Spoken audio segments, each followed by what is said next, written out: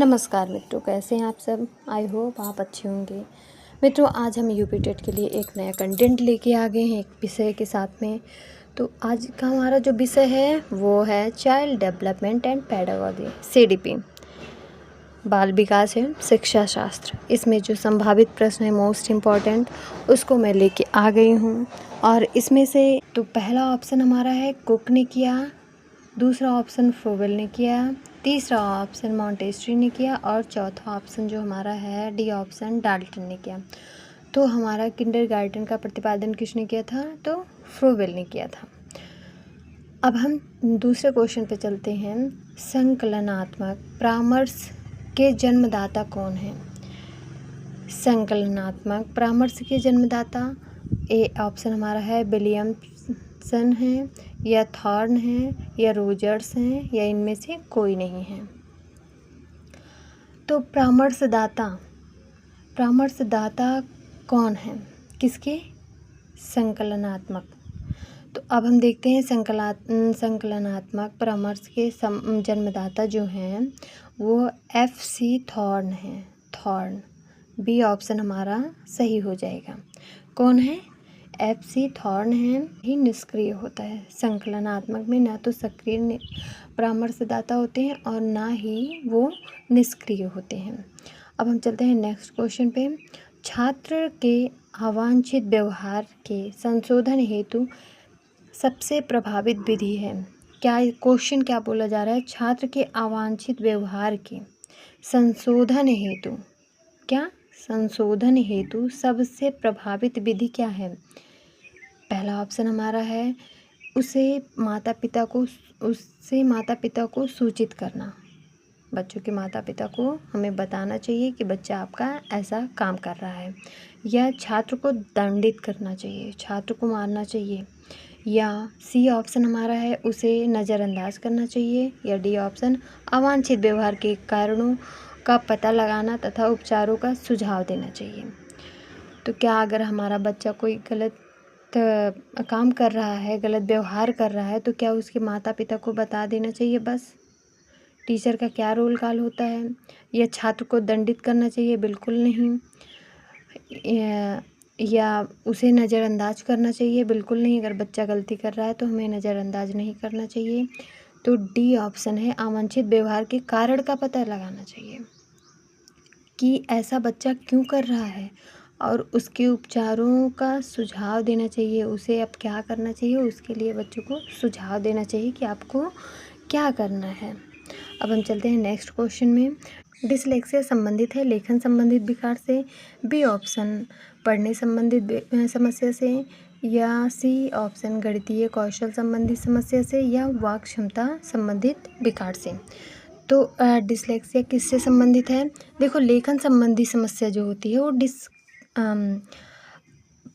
होती है, डिसग्राफिया भी होती है, जिससे बच्चा लिख नहीं पाता है, जिसे लिखने में समस्या होती है, डिसग्राफिया, ग्राफ नहीं बना पाता है।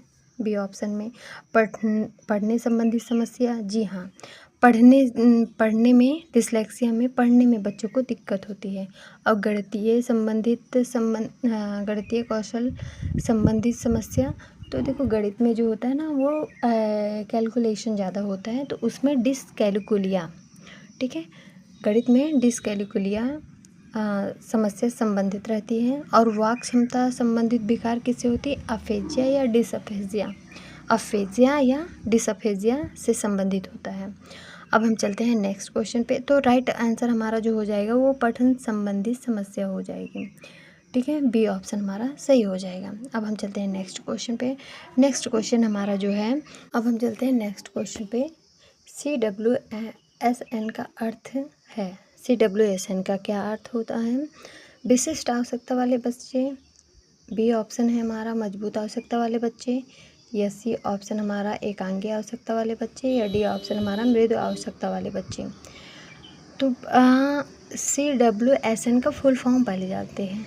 हाँ, चिल्ड्रन विथ स्पेशल नीड, जिन बच्चों को स्पेशल नीड की ज़रूरत होती है, विशिष्ट आवश्यकता की ज़रूरत होती है, इसका अर्थ ये है, CWSN का अर्थ है कि विशिष्ट आवश्यकता वाले बच्चे, चिल्ड्रन विथ स्पेशल नीड। अब चलते हैं नेक्स्ट क्वेश्चन पे। तो नेक्स्ट क्वेश्चन हमारा जो है 7 नंबर, निम्न में से कौन सा परामर्श का एक तत्व नहीं है। निम्न में से कौन सा परामर्श का एक तत्व नहीं है। परामर्श का कौन सा एक तत्व नहीं है। वृत्तिक वृद्धि, साक्षात्कार या विश्वास या संप्रेषण। तो परामर्श का तत्व नहीं है। परामर्श का क्या है, तत्व नहीं है। तो देखो परामर्श का तत्व जो है वो साक्षात्कार है, विश्वास भी है और संप्रेषण भी है। बट हमारा वृत्तिक वृद्धि जो है वो इसमें सम्मिलित नहीं होता है। तो हमारा जो है ए ऑप्शन वो करेक्ट हो जाएगा। ये जो है ये गलत हो गया। अब हम चलते हैं नेक्स्ट क्वेश्चन पे। नेक्स्ट क्वेश्चन हमारा जो है मनोविज्ञानशाला उत्तर प्रदेश कहाँ स्थित है। मनोविज्ञानशाला कहाँ पे स्थित है। तो आगरा में स्थित है, बी ऑप्शन लखनऊ में स्थित है, सी ऑप्शन इलाहाबाद में स्थित है, या डी ऑप्शन वाराणसी में स्थित है। तो हमारा मनोविज्ञानशाला कहाँ पे स्थित है। सन 1942 में ईस्वी में इलाहाबाद में एक मनोवैज्ञानिक निर्देशन ब्यूरो स्थापित किया गया। यह कार्य आचार्य नरेंद्र देव की अध्यक्षता में किया गया। तो कहाँ पे स्थित है, डी ऑप्शन सी ऑप्शन जो हमारा है इलाहाबाद, वहाँ पे स्थित है। क्या स्थित है, मनोविज्ञानशाला। अब हम चलते हैं नेक्स्ट क्वेश्चन पे। नेक्स्ट क्वेश्चन हमारा जो है जो संबंध स्किनर का चूहों से, थॉर्नडाइक का बिल्लियों से था, वही संबंध कोहलर का किससे था। किससे रहा होगा, बंदरों से था क्या, ए ऑप्शन, बी ऑप्शन कुत्तों से, सी ऑप्शन मुर्गियों से और डी ऑप्शन वनमानुषों से। तो कोहलर का संबंध किससे था, उन्होंने वनमानुषों से।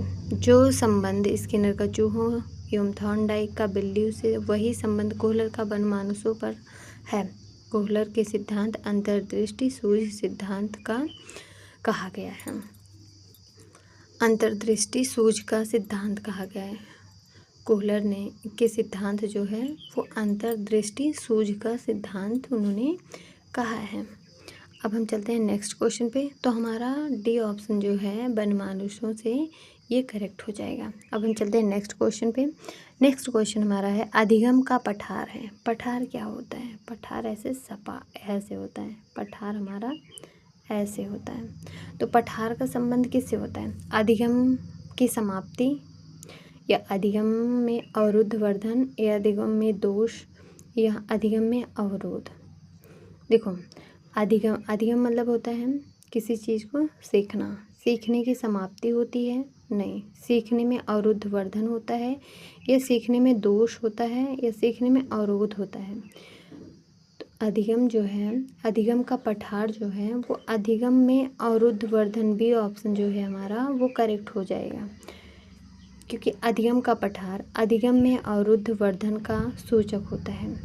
अधिगम का वक्र कुछ भाग अत्यंत कम उन्नति वाला होता है, उसमें बच्चा क्या होता है ना, थक जाता है, वो थकावट सा, उसको शांति चाहिए होती है, फिर वो ना तो हम अधिगम में सीख पाते हैं, ना तो नीचे जाते हैं, ना ही ऊपर जाते हैं, हमेशा शांत हो जाते हैं।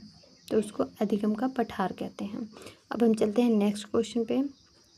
नेक्स्ट क्वेश्चन जो है हमारा द बिहेवियर ऑफ ऑर्गेनिज्म नामक पुस्तक के लेखक हैं, कौन हैं,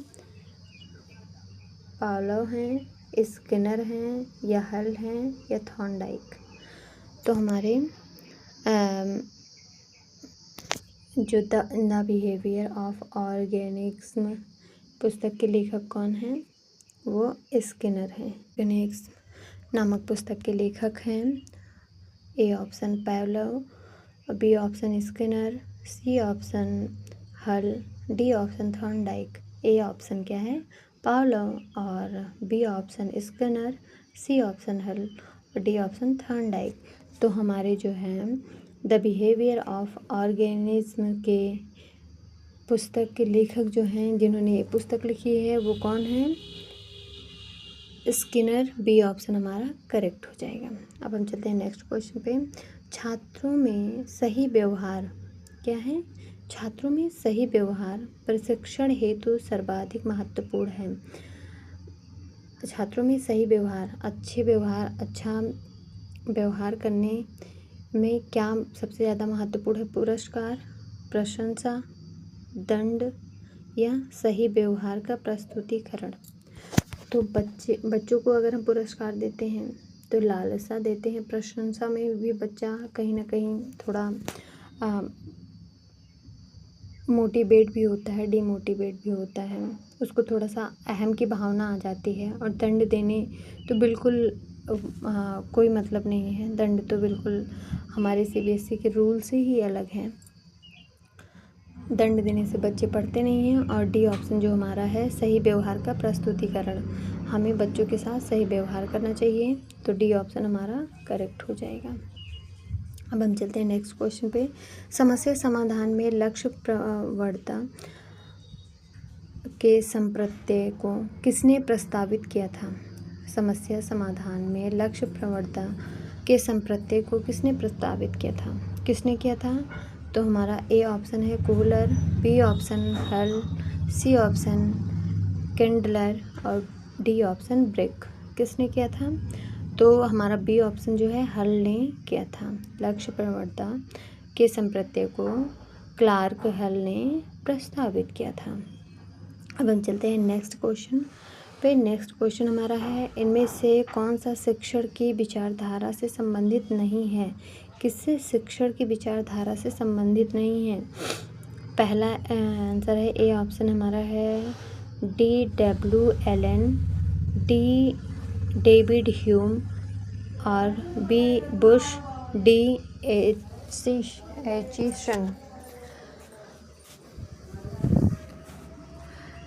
ए ऑप्शन हमारा है D.W. एलन, बी ऑप्शन है Bush, C option David Hume और डी ऑप्शन एचिसन। तो कौन सा हमारा जो है वो सही ऑप्शन हो जाएगा? सी है D.W. एलन। तो सी ऑप्शन हमारा जो है सही हो जाएगा, डेविड ह्यूम ने से संबंधित नहीं है। किससे? यहाँ पे इन्होंने नहीं है पूछा है, शिक्षण विचारधारा से कौन नहीं संबंधित है? तो बुश भी, एचिसन भी हैं और D.W. एलन भी हैं और डेविड ह्यूम नहीं है, तो सी ऑप्शन हमारा करेक्ट हो जाएगा। अब हम चलते हैं नेक्स्ट क्वेश्चन पे। नेक्स्ट क्वेश्चन हमारा जो है, निम्न में से कौन सा शिक्षण अधिगम का स्तर नहीं है? यहाँ भी नहीं है पूछा जा रहा है। शिक्षण अधिगम का स्तर क्या है? नहीं है। स्मृति स्तर, प्रावर्ती स्तर और अवबोध स्तर और दूरवर्ती स्तर। तो कौन सा नहीं है? शिक्षण अधिगम का जो स्तर है, मेमोरी लेवल या अंडरस्टैंडिंग लेवल या रिफ्लेक्टिव लेवल, कौन सा नहीं है? तो जो हमारा करेक्ट ऑप्शन हो जाएगा डी, दूरवर्ती स्तर जो है, दूरवर्ती स्तर वो सही हो जाएगा। अब हम चलते हैं नेक्स्ट क्वेश्चन पे। नेक्स्ट क्वेश्चन हमारा जो है,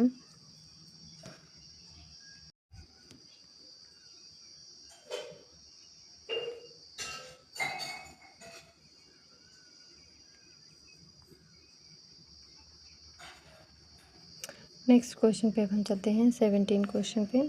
17 क्वेश्चन जो है हमारा, इसमें है, निम्न में से कौन सी समावेशी शिक्षा की एक विशेषता नहीं है? समावेशी शिक्षा, समावेशी जो है शिक्षा की एक विशेषता नहीं है। कौन सी विशेषता जो है वो नहीं है? तो पहला ऑप्शन जो है हमारा, समावेशी शिक्षा एक सतत प्रक्रिया है, यह कोई उपार्जित अवस्था का उत्पाद नहीं है।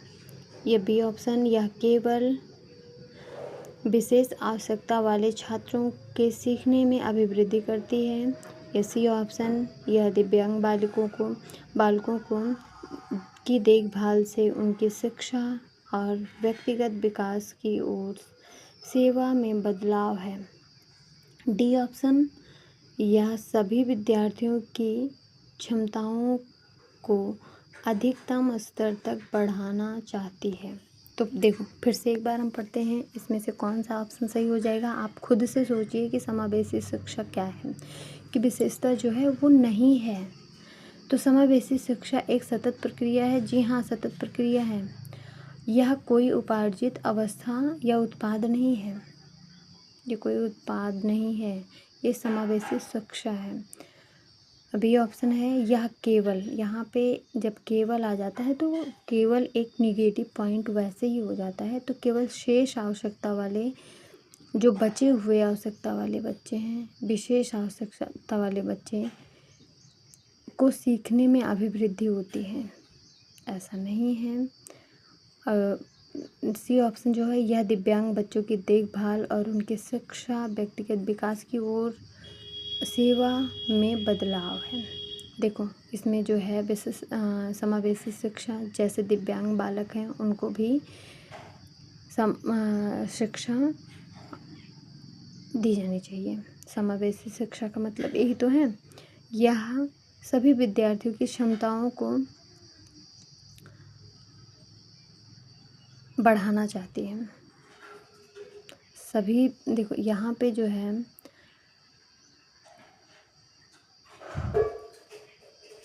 तो हमारा करेक्ट ऑप्शन जो है वो बी हो जाएगा। बी हमारा जो है वो करेक्ट ऑप्शन है। अब हम चलते हैं 18 क्वेश्चन पे। क्वेश्चन नंबर 18 जो है, निम्न में से कौन सा फ्लैंडर की अंतःक्रिया विशेषण प्रणाली में संबंधित नहीं है। यहाँ भी नहीं है। अगर हमारे पास नहीं निगेटिव पॉइंट आता है तो हमको कैसे देखना है। और यहाँ पे है कौन सा फ्लैंडर अंतःक्रिया विशेषण, क्या है। एक मिनट मैं इरेज करती हूँ, फिर देखिए क्या फ्लैंडर अंतःक्रिया जो है विशेषण प्रणाली से संबंधित नहीं है। शिक्षक कथन या छात्र कथन या अभिभावक कथन या मौन। तो इसमें जो है फ्लैंडर की अंतःक्रिया विशेषण प्रणाली में शिक्षक कथन, छात्र कथन, मौन शामिल है, किंतु अभिभावक शामिल नहीं है।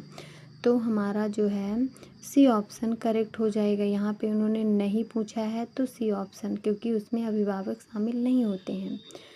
अब हम नेक्स्ट क्वेश्चन पे चलते हैं। संभाषण में अर्थ की लघुतम इकाई है। संभाषण में अर्थ की लघुतम इकाई है।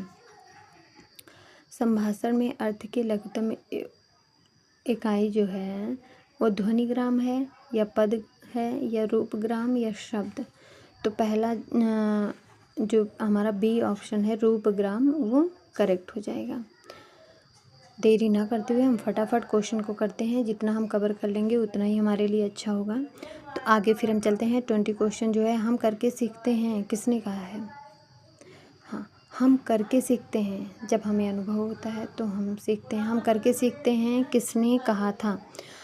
ए ऑप्शन डॉक्टर मेस ने कहा था, या बी ऑप्शन योकम ने कहा था, या सिम्पसन ने कहा था, या कोलेस ने कहा था। तो हमारा जो है डॉक्टर मेस ने, ए ऑप्शन जो हमारा है वो करेक्ट हो जाएगा। डॉक्टर मेस के अनुसार जो है उन्होंने कहा था कि हम करके सीखते हैं। अब 21 क्वेश्चन जो है, निम्न में से कौन सा शिक्षण का स्तर नहीं है। अब कौन सा शिक्षण का स्तर नहीं है, जब हम यहाँ पे भी निगेटिव है तो हम पहले निगेटिव को ही पॉइंट आउट करेंगे। यहाँ पे नहीं है स्मृति या चिंतन या बोध या वर्णन। तो क्या नहीं है? वर्णन। हमारा जो है वर्णन। ए ऑप्शन, बी ऑप्शन गलत है, सी ऑप्शन भी गलत है, एंड डी ऑप्शन जो है वर्णन नहीं है। शिक्षण के जो स्तर होते हैं वो 3 प्रकार के होते हैं, स्मृति, बोध, चिंतन। ये तीनों स्तर हैं, बट ये जो चौथा है डी ऑप्शन हमारा है वर्णन, ये नहीं है। तो अब हम नेक्स्ट क्वेश्चन पे चलते हैं देरी ना करते हुए। 21 क्वेश्चन है, इसमें थोड़ा सा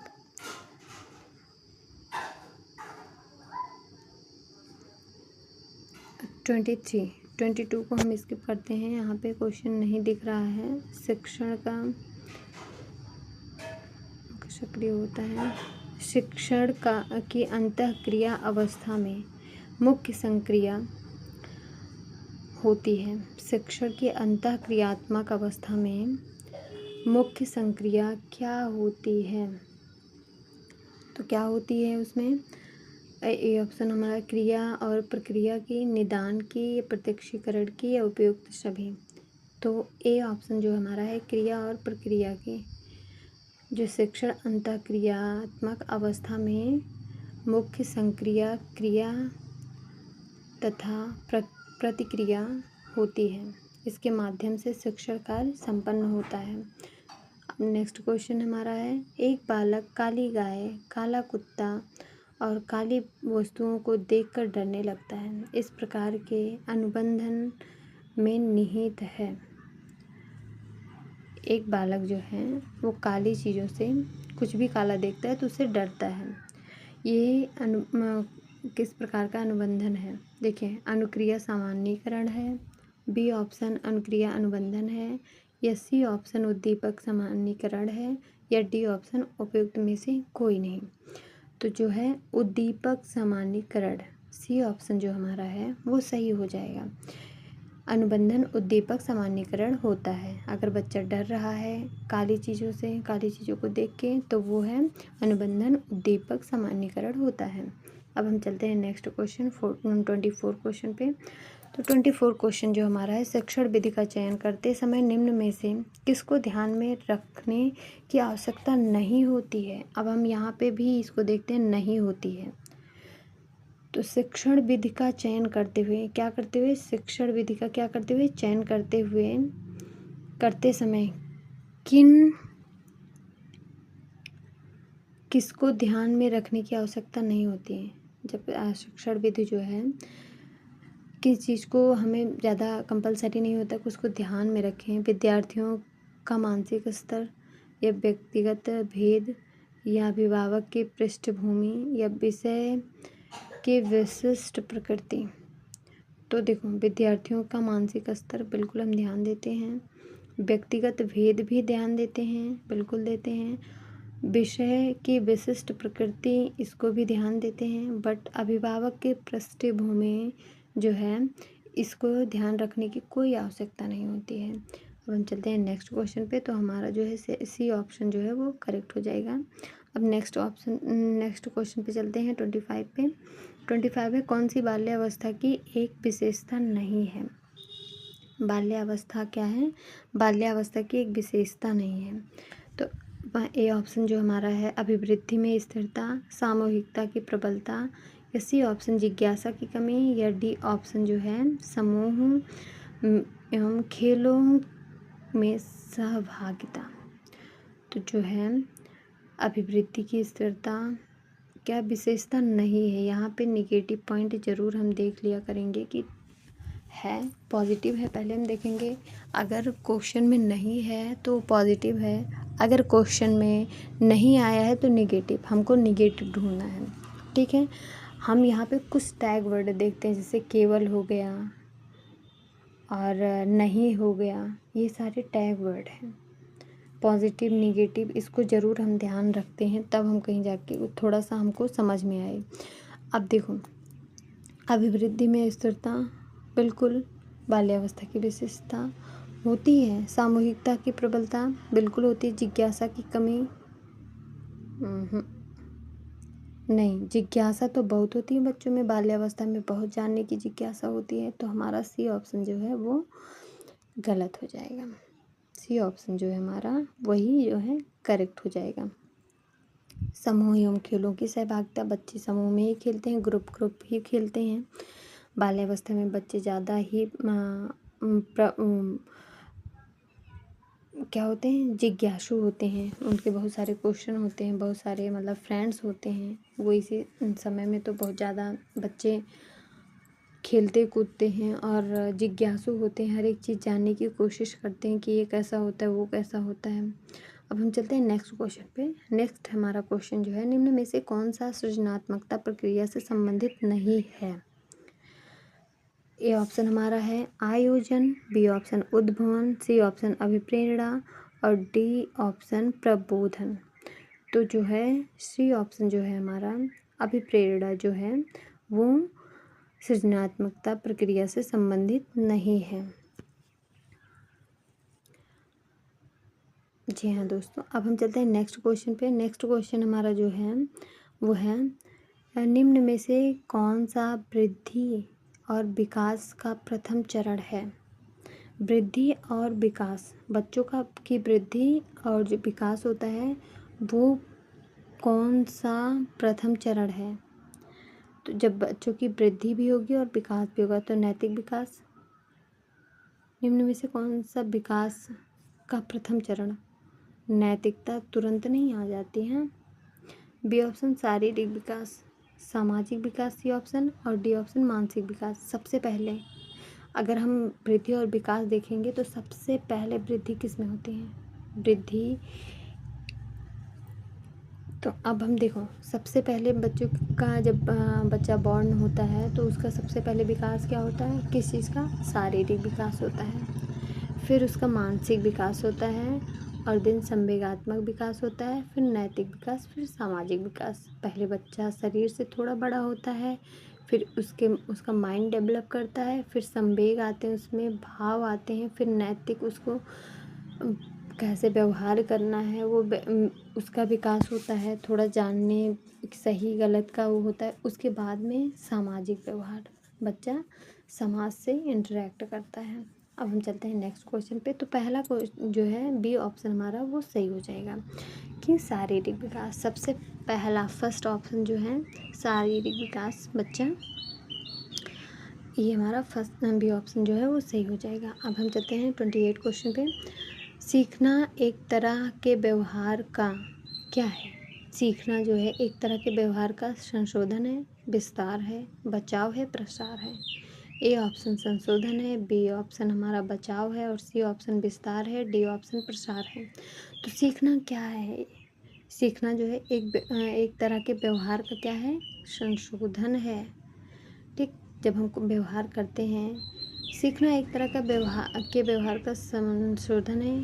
गिलफोर्ड के अनुसार जो है व्यवहार के कारण व्यवहार में आया कोई भी परिस्थिति अधिगम है। देखो, जब हम कोई चीज़ सीखते हैं ना तो उसमें कोई संशोधन करते हैं तो हम उसको सीखते हैं।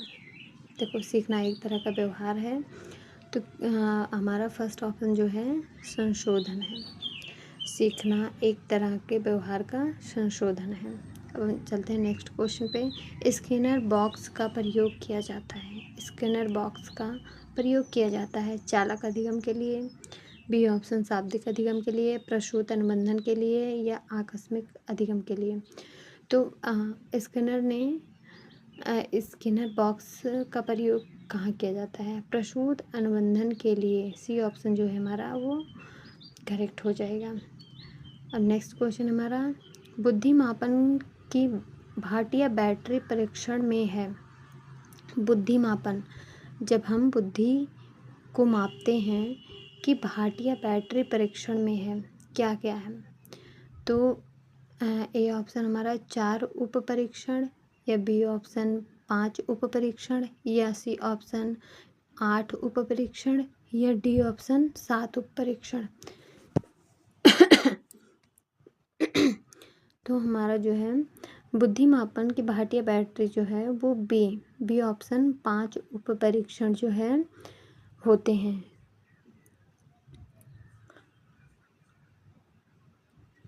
जी हाँ मित्रों,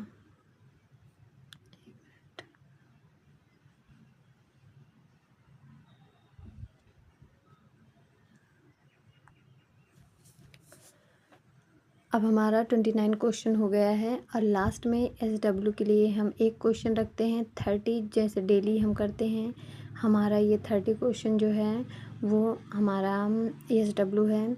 बुद्धिमापन की भाटिया बैटरी परीक्षण में है।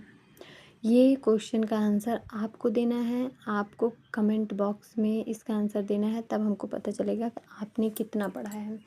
तो ज़रूर से ज़रूर इसका कमेंट ज़रूर करिएगा, जिसको आ रहा है, नहीं आ रहा है, नहीं तो नेक्स्ट वीडियो में हम इसके ऊपर बात करेंगे। ओके, आज के लिए बस इतना ही। इसमें से इसको ध्यान से पढ़ लीजिएगा, एक बार नहीं 2 बार पढ़ लीजिएगा, और जो नहीं समझ में आएगा या जो समझ में आएगा उसको भी कमेंट बॉक्स में करके या कमेंट कर दीजिएगा, ताकि मुझे पता चले और फिर मैं आपके लिए और भी अच्छे अच्छे कंटेंट लेके आती रहूँ, क्योंकि ज़्यादा दिन अब हमारा यूपी टेट का एग्ज़ाम रह नहीं गया है। तो हमें जो मोस्ट इम्पॉर्टेंट है हमको उसी पे ज़्यादा से ज़्यादा फोकस करना है। फिर मिलेंगे कल एक नए और अच्छे वीडियो के साथ में। तब तक के लिए बाय बाय। और जो चैनल पे नए हैं वो ज़रूर चैनल को सब्सक्राइब कर लेंगे और लाइक कर देंगे, और बेल आइकन को तो ज़रूर प्रेस कर देंगे क्योंकि नेक्स्ट वीडियो के लिए, ताकि आपको पता चल जाए। और अब हम चलते हैं, फिर कल मिलेंगे। Bye bye.